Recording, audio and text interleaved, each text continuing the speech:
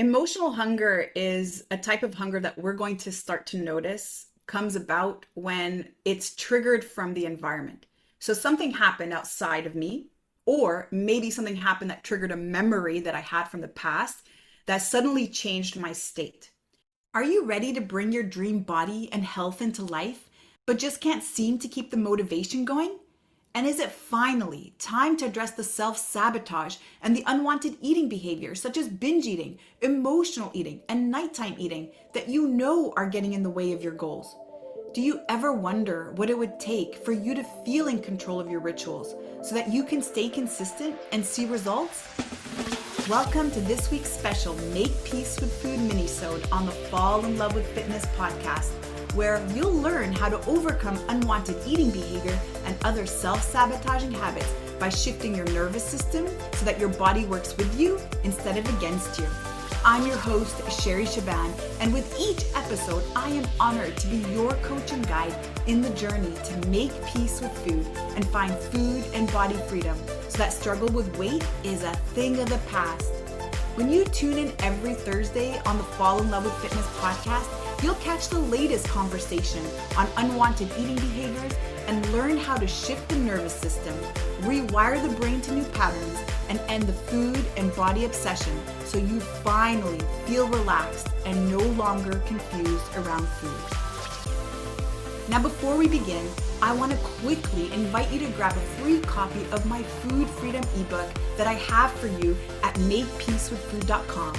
And if you find that this conversation resonates with you today, then I also want to invite you to join our free Make Peace with Food Facebook community at myfoodfreedomlifestyle.com, where you can connect with me and my team directly. The links are in the show notes. And of course, if you know somebody who you feel could benefit from these conversations and discussions, make sure to share this podcast with them too. All right, athletes, now let's get into it. My journey started when I got into the health and fitness space, and I actually stumbled upon it by accident, as I call. And the way that I got into health and fitness was really to help overcome a major back injury. When I was a teenager, I was struck by a car and I damaged my spine, and I went on to have my first back surgery by the time I turned 17 years old.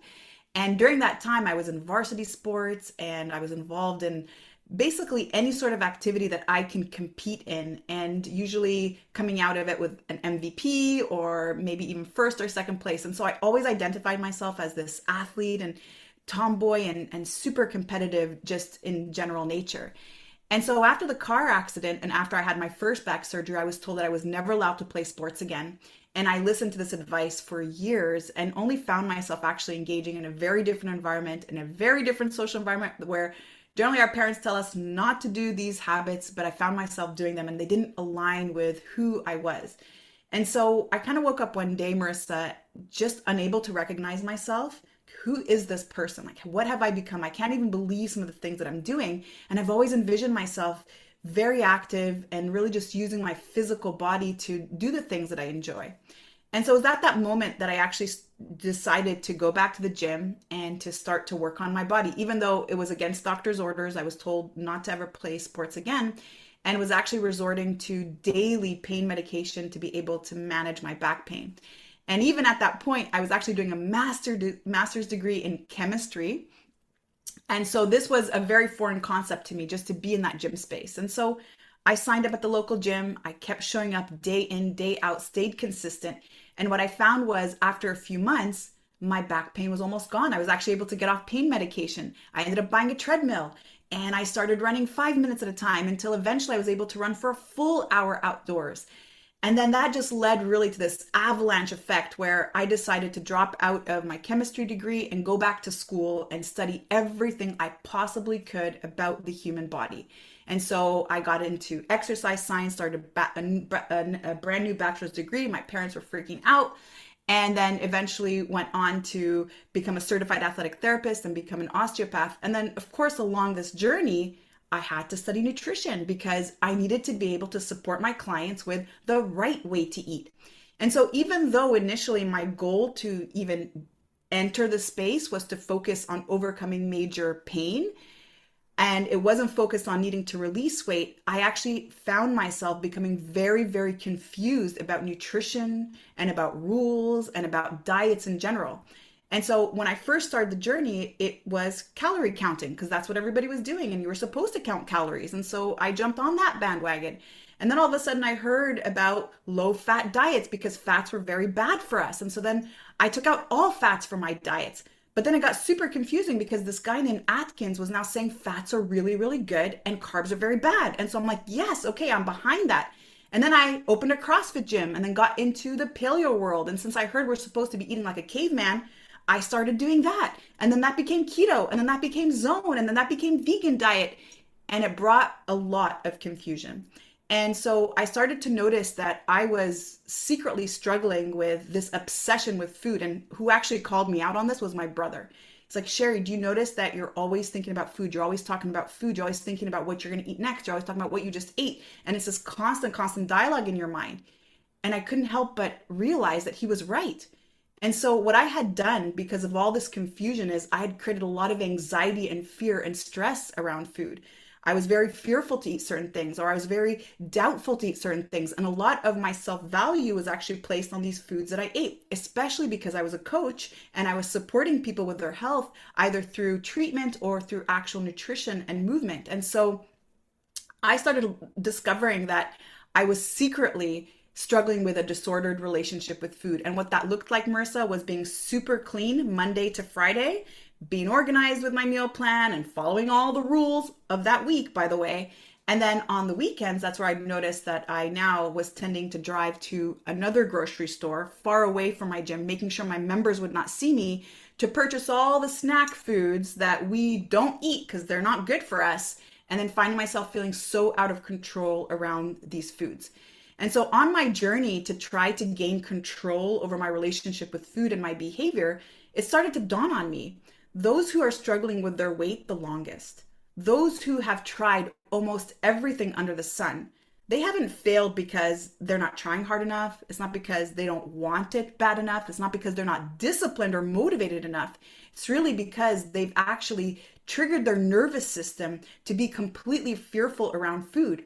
And so what we find actually is there's this entrapment when we are in what I call protection mode. That's a nervous system state that oftentimes we refer to as fight or flight or sympathetic nervous state. But there's this entrapment of thoughts and emotions and actions and behaviors that are very much associated with a lot of self almost self unworthiness. I want to say I always want to come to that word of not enoughness.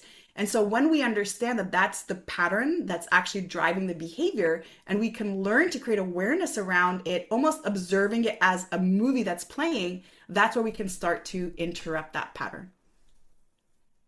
Wow. So many things stood out to me as you were saying that story. Uh, when I was getting ready to get married, as many brides to be, I definitely got into a phase where I was started becoming obsessed with what I ate because I wanted to look perfect for my big day. And I was working out super hardcore. And I remember I'd go to this cardio kickboxing class, and this woman there, a mom of like two or three kids, she had like super cut abs. Okay. And I was so impressed because Mhm. I did not have that. And I was working so damn hard and eating very little. And I remember one day, I'm like, what do you do to get those abs? And she looked at me and she said, I don't work out any harder than you do. This is Right. genetics. And it was such an eye awakening moment for me that, like, I had to just be okay with the fact that I was doing everything I could do and probably more than I should have been doing. As you're saying, I was probably totally messing up my nervous system at that time and needed to get this vision out of my head of what I was necessarily striving for in a way. Does that sound familiar? Like things your clients are coming to you for sometimes? Yeah, absolutely. And most of us in general, we have this the way that we set up our goals, we have this image that our happiness or our joy or our success is on the other side of that. And so Mhm. we assume that if I release 20 pounds, then I'll be a happier person and I'll actually love myself. Or we assume when I finally make $1 million, then I'll be successful. And again, I will love myself. And so we see the same thing also around health and fitness. And what I want to come back to around your story is just this idea, this concept of epigenetics. And I'm sure you're familiar with it, that our thoughts actually create chemistry in the body. So this is where the mismatch is when it comes to transformation, because it's not what we're doing that creates transformation. It's actually who we're being. It's how we're showing up. It's the collection of all the thoughts and the emotions that are actually driving that transformation. And so I used to see this all the time when I did own a gym, where people would come in, they would change their nutrition completely, they would change their training. Now they're training 4 or 5 days a week. Everything has changed in their lifestyle. But the one thing that has not changed is their self-concept. It's their identity. It is their self-belief. And so even though they're doing all the things, the way that they're actually being is, this is not going to work for me. Nothing ever works for me. I am this, I'm that, and I don't want to go on. And I'm very mindful, by the way, when how I use the word I am. So I have a hard time actually repeating some of the things I hear. But this is the internal dialogue that's constantly running in our mind, the not enoughness, the constant lack that we're focusing on, the constant scarcity that we're focusing on, feeling that our joy, our success, all those emotions that we actually want from what it is that we're trying to experience is only going to happen later once we achieve that thing. But coming back to that comment about the six pack, if we truly believe that we can't have a six pack, then that becomes our truth. And if we truly believe that no matter how much we try something or how hard we're working, that it's never going to work for us, then that also becomes our belief. And so I also actually get asked that question a lot. How did you get your six pack, Sherry? And I'm going to tell you, Marissa, I never once had an intention to have a six pack, but I did have an intention, and I still do. And this is the reason why I continue to stay consistent in my training, is because I want to be autonomous. I don't want anyone to help me do anything. I want to be completely independent. There used to be a time in my life where I needed someone to bring me to the washroom. I needed someone to help me bathe. And so that's always been my ultimate goal. I want to have strength and stability in my body. I want to be pain-free, and I want to be able to do that up until the day that I die. And so, as dramatic as that sounds, because that's always been my intention, the reason that I show up has nothing to do with having joy on the other side of it. It's always focused on what I can do in that 24-hour period, allowing for flexibility, allowing for adaptability, really focusing on what do I have to do to become the person who is strong, who's pain-free, who's resilient, and who's independent, versus what do I have to do to get a six pack? What do I have to do to release X number of pounds? Because when we set up our goals really outcome focused, which is what we tend to do, because that's what we're told we're supposed to do, and that's what we are promised so much when we do achieve those goals. But when we focus on outcome focused goals, what ends up happening is the moment we achieve that goal, well, we stop working. Or we actually end up showing up for ourselves without a practice of generosity. Meaning we're eating a salad because there's an exchange we're expecting. We're exercising because there's an exchange, and that exchange is the results that we want. We're not actually being generous with ourselves. When we're being generous, we're just giving ourselves this gift without expecting anything in return. And so what we could do instead, and this is what I always see, the one key, the one element to harness success, is to focus on how can I create a system. Instead of having an outcome focused goal, I'm going to have a system focused goal. Instead of focusing on what do I have to do to release 30 pounds, I'm going to focus on who do I have to become to be the person who's 30 pounds lighter. And now those habits I can start to implement into my day-to-day life. And now I can start to manage all the other things that begin to interfere with that, which is the trauma of the past, the emotional dysregulation that I'm currently in, focusing on how to always shift my nervous system so that I am constantly aligning my body with all the things that I am doing to match the results that I am moving towards. Love that. Yeah. And I'm in total agreement. And I just want to add, okay, and by the way, your abs are fire. I saw that photo before. Um, I made it a goal recently. I'm hitting up a milestone birthday this year, and I made it a goal that I really want to be in the best shape of my life. I want to feel the healthiest. I want to really embrace, like, I've definitely gone through like the mountaintops, the peaks and the valleys with my workout routines up and down. And I just want to maintain more of like that lifestyle, right? So I really I started this a few months ago, and I started doing more Pilates, which is something I've never done. And girlfriend, let me just tell you, I don't have a six pack, but damn, I got some definition in there. Yeah, keep going. Yeah, yeah. All right. Well, let's talk about what we're here to talk about today, which is emotional eating. So, how can women, in your opinion, like differentiate between true hunger and emotional hunger? Oh, so good. So, emotional hunger is a type of hunger that we're going to start to notice comes about when it's triggered from the environment. So, something happened outside of me, or maybe something happened that triggered a memory that I had from the past that suddenly changed my state. And it's emotional hunger when all of a sudden that need for food became so sudden and so intense. So we could have been at normal baseline, and then all of a sudden, I need food and I need it now. And the other thing that we notice too when we have emotional hunger is that the craving is very specific. So we know exactly what we want. It's going to be chocolate. It's likely going to be foods that will give us an immediate source of energy because that's what the body's trying to do, is trying to access energy now. And most of the time that comes from refined foods and processed foods. And again, it's very, very specific. So we know exactly what it is that we want. Whereas when we have actual hunger, what we'll notice is that it's been maybe quite some time since we ate last. Or when we finished our last meal, maybe we weren't completely satisfied and full. And when we start to actually experience real hunger, we experience it in the body instead of the mind. So emotional hunger is more of a mind hunger, whereas body hunger, you're going to actually start to feel the signs. You start to feel your stomach rumbling. You might get lightheaded. You might get the shakes, kind of depending on what you do to display hunger. And what you'll notice too is that as you allow these hunger cues to continue to grow, they just begin to intensify and intensify. So when we're hungry, we feel it and then it kind of goes away. But then when it comes back, it's even more intense, and then it goes away. And then it comes back and it's even more intense. So we see that it intensifies over time. And when we have real hunger, what we're actually craving is real food. We're actually craving food. And just about anything will satisfy it. We're okay with sushi. We're okay with a salad. We're okay with certain types of food. We're very open to different ideas. Whereas when we have emotional hunger, it's very, very specific and it's very intense. And so those are ways that we can start to really distinguish between the two. But the one thing that I want you to create awareness around, if you're listening to this and curious around how to distinguish between both of them, is what triggered you to hunger?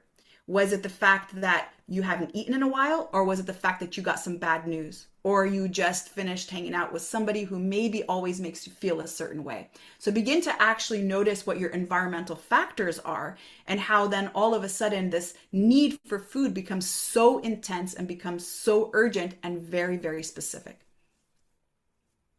Totally. That makes me think like maybe you're not super hungry, but then you go out and you meet up with someone and you're in a restaurant and like you're in an environment that triggers you all of a sudden now to want to order something specific on the menu, right? Like that could be an emotional hunger cue because I think we often think about like, the bad news or something triggering that like negatively, but it could also be something positive, like you're socially meeting 100%. up with someone and you're not hungry or you didn't think you were hungry, but now all of a sudden you feel hungry.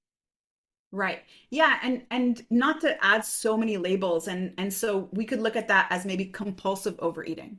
And so you just ate, and maybe because you're feeling good, and food, by the way, is a massive connector with others. So we Mhm. connect over food with when there's happy moments and when we're celebrating, and then we connect over food as well when we're mourning a loss of somebody.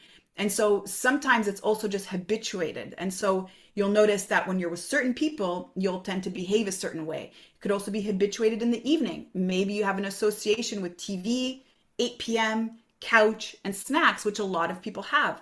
And so the goal again is not to identify ourselves into a particular box and say, oh, this is my behavior. It's really just to begin to create awareness around, okay, what is the trigger?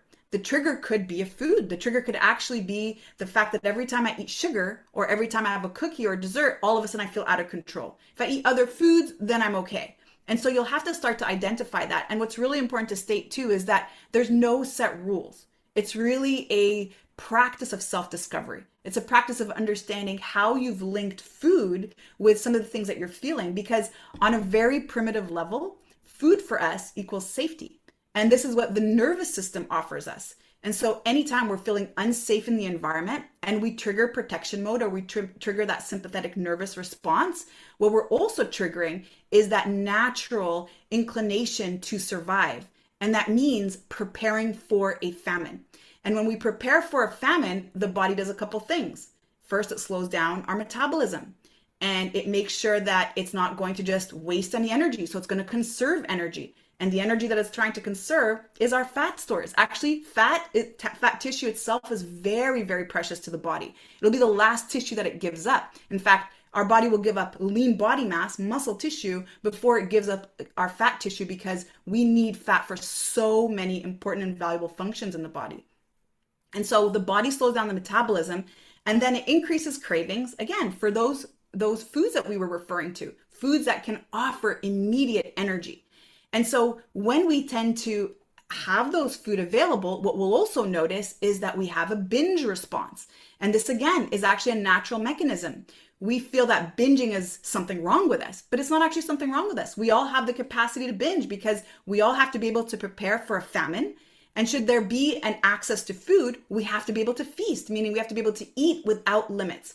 And so the moment we trigger this part of the nervous system, and then we start to fight it by restricting more and dieting and then shaming ourselves and disappointing ourselves and feeling frustrated over it, the more we trap ourselves in that cycle, not knowing that all we're doing is just re-triggering that pattern and really making it even more challenging for us to interrupt it. And so again, as I share all these things, what's really important is taking that step back with a non-judgmental stance and just observing what's going on, and not trying to get information from an outside source, but really just tuning in to your own higher self, that place of awareness that can really explain to you, there's this particular emotion that you always feel.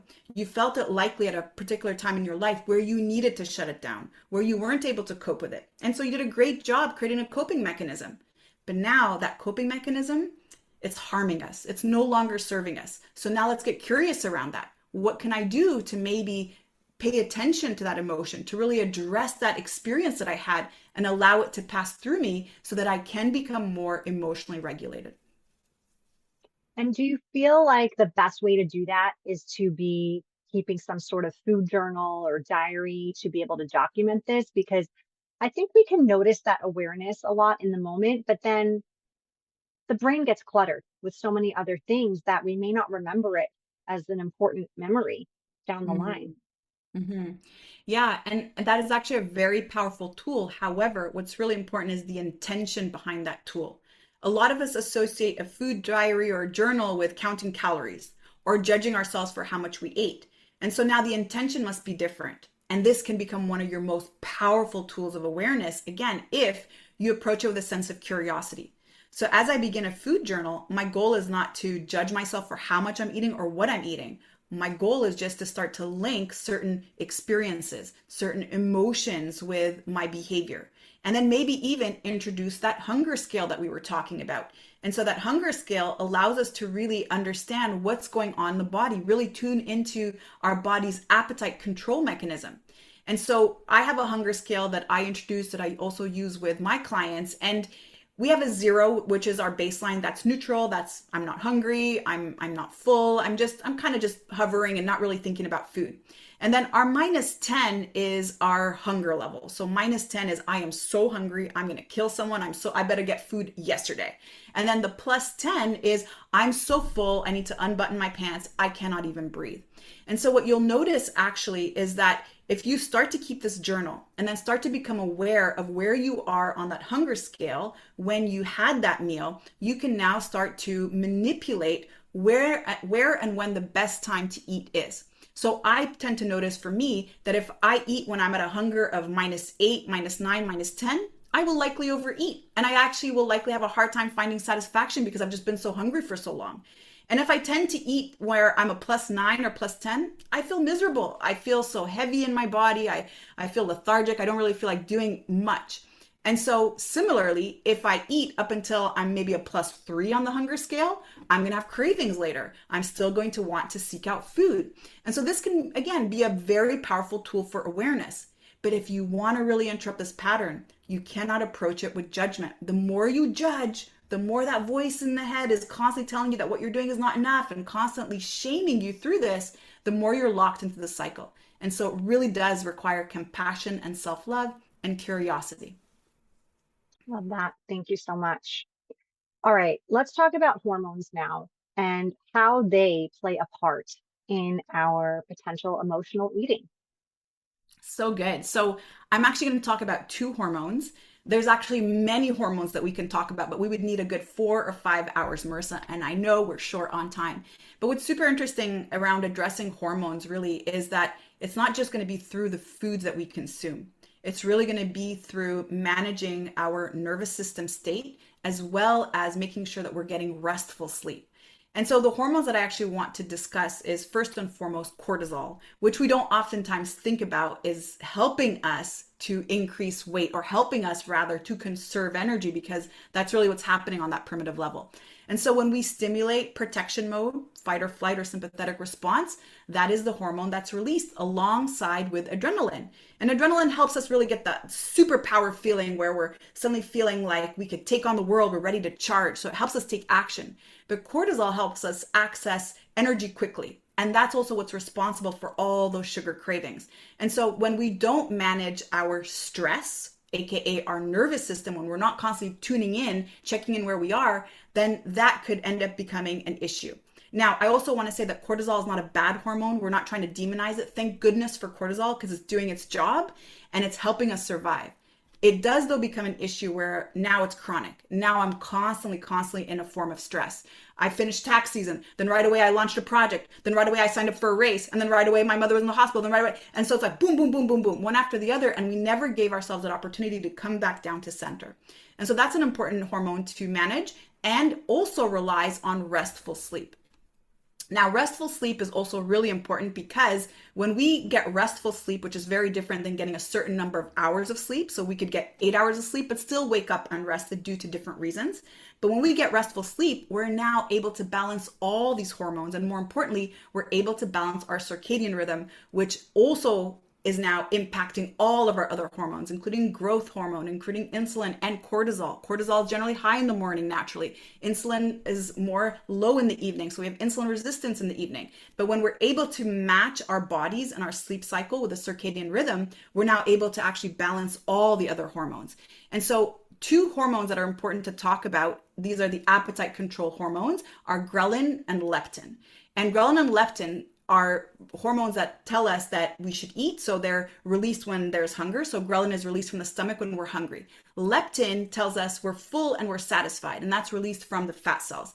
When we don't get restful sleep, now we're disrupting those hormones. So you'll notice that if it's been a few days, you're not sleeping well, maybe you're a new parent. And by the way, this is such a temporary phase. It's going to be over soon. Just give yourself grace and get through it. You're doing an amazing job. But just give yourself that opportunity to rest if you can.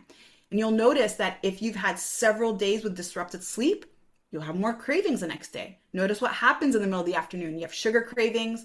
You're feeling like you're constantly mindlessly eating. You're not feeling satisfied with what you ate. And so we always turn to food to correct our behavior. The food is the side effect of what's going on. But if we address actually our health, then we can transform our entire bodies. And we're told in society that if we want to release weight, then, well, we have to start cutting calories. And if we want to be healthy, then we have to release that weight. But it's actually the other way around.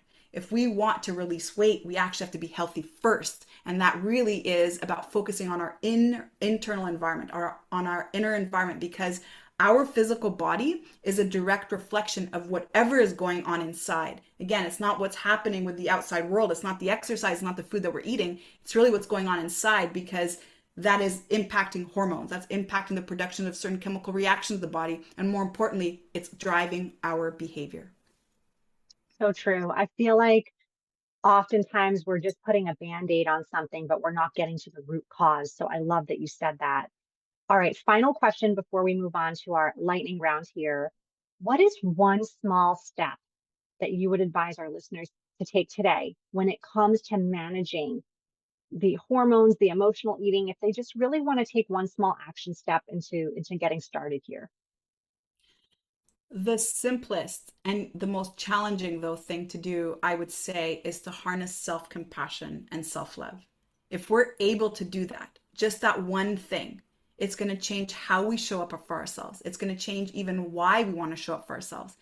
We cannot shame or guilt our way to transformation. We can only love ourselves through that. And so if you're able to start a daily practice of maybe standing in the mirror and complimenting yourself, just honoring your body for all that it's done for you up until this moment, if it's given you babies, if it's helped you walk, if it's helped you observe and experience the world in the way that you want with such freedom, then that is a great place to start. And that will also start with gratitude and appreciation. I love that tip so much because it is such a simple thing to do, but it is not always easy for people to Mm. do it. And I want to recognize that that may feel awkward for you. That might feel weird. You might be one of those people that deflect compliments anytime you get them. You might have a hard time looking in the mirror and finding something to compliment yourself on, but it is something really simple. Again, not easy, but really simple that you can start doing for yourself. It takes what, 10 seconds a day? And it's a great place to start. So thank you for sharing that, Sherry. Yeah, absolutely. And I love what you said too, the deflection. And this is a really important one. We never sit in that receivership of beautiful things that people say to us. Yet we hang on to the mean things. We hang We on to the sure nasty do. things, right? And so just being in that place of receivership and just responding back, getting to the habit of responding back with I receive. Not feeling like I need to give a compliment back, not feeling like I need to maybe change the topic, but just actually sitting in that receivership. That is so powerful. Yes, agree. All right, Sherry, well, we're going to move on to a quick lightning round now where I'm just going to ask you some random questions just so we can get to know you a little bit more personally. Are you ready? I think so. Okay. Well, ready or not, here we go. What would you say is your guilty pleasure TV show? My guilty pleasure TV show. I just finished watching this movie called Messiah, or it's a show on Netflix called Messiah. Yeah. Okay. Yeah. Let's see. If you could only pick one of the following places to visit for the rest of your life, which one would it be? It's a nail salon, a hair salon, or a spa? Hair salon Nice. for Yeah. obvious reasons. If they made a movie about your life, who would you want to play you? Ooh. Hmm. What is the name of that lady who was Wonder Woman? That Ooh, actress I who don't was know. Wonder Woman. I think she's an Okay. Israeli actress. I'm gonna find her name, but it's her, Marissa. It's her. It's her. It's her. Okay. Now we're all curious. We're all going to go Google it. If you could have any superpower, what would it be? I think it's a fly. I would want to fly. Yeah. Top answer on the show. All right. Finally, Sherry, I'm very curious since you're so into fitness and motivation, what is your go-to like get it done song? These days, I'm gonna say, probably Eminem. I would say these days he's doing something for me these days. Um, so probably Rap God, I would say, is the song of the day. All right. Yeah. Love it. All right, Sherry. Well, tell our listeners where they can find you before we officially wrap up. Yeah, absolutely. So if you want to get in touch with me, send me a message, ask questions, you can find me at Sherry Shaban Fitness on Instagram. And if you've liked this conversation and you notice that you're struggling with emotional eating or any other unwanted eating behavior, I have a free download for you at makepeacewithfood.com where you can start your journey to healing your relationship with food. Thank you so much, Marissa. And I really wish when I was a young mom that I had a show like this to come to really feel connected with what you're doing. And thank you so much for allowing so many people to listen to your voice and to have such amazing guests on the show and really create this impact that you are. I appreciate you. Thank you for listening to this week's Make Peace with Food minisode on the Fall in Love with Fitness podcast. If this has resonated with you today, I want to invite you to subscribe to the show so you never miss a beat. And if you know someone who could benefit from this conversation, then please share this episode with them. Let's work together to help as many people as possible make peace with food and fall in love with fitness.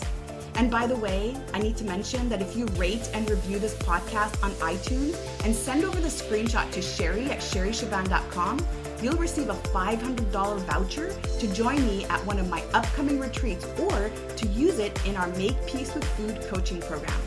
And don't forget to visit myfoodfreedomlifestyle.com to join the free Facebook group for more resources. And remember, athlete, you are an inspiration. I cannot wait to hear your story.